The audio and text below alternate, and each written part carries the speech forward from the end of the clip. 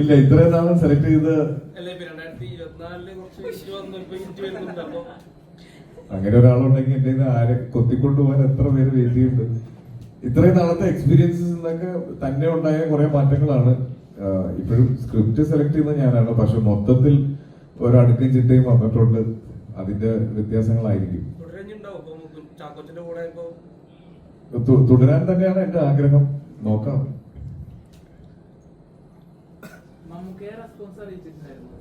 കഴിഞ്ഞിറങ്ങി പുറത്തേക്ക് വരുമ്പോ ഞാൻ പറഞ്ഞു, ഒരുപാട് നല്ല മൊമെന്റ്സ് തിയേറ്ററിൽ ഞങ്ങൾക്ക് ഫീൽ ചെയ്തു. പല സ്ഥലങ്ങളിലും പല രീതിയിൽ ഗംഭീരമായ ഇമോഷൻസ് വരുന്ന സമയത്തൊക്കെ ഉള്ള കയ്യടികളെ പറ്റിയിട്ടൊക്കെ പറഞ്ഞു. അപ്പോ തിരിച്ചു വന്നത് കൺഗ്രാറ്റുലേഷൻസ് ഫ്രം മമ്മൂട്ടി ചേട്ടൻ എന്നായിരുന്നു. സിനിമ കാണുമ്പോൾ മനസ്സിലാവും.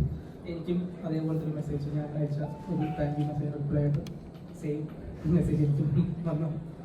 എന്തൊരു അപ്ഡേറ്റഡ് ആണെന്ന് ആലോചിക്കണം അദ്ദേഹം.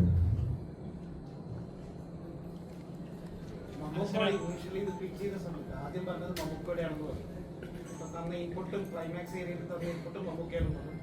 അപ്പാർട്ട് ഫ്രം ദാറ്റ് മമ്മൂക്ക തന്നിട്ടുള്ള കഥ കേട്ടോടെ സ്പാർക്ക് ചെയ്ത കാര്യങ്ങളൊക്കെ.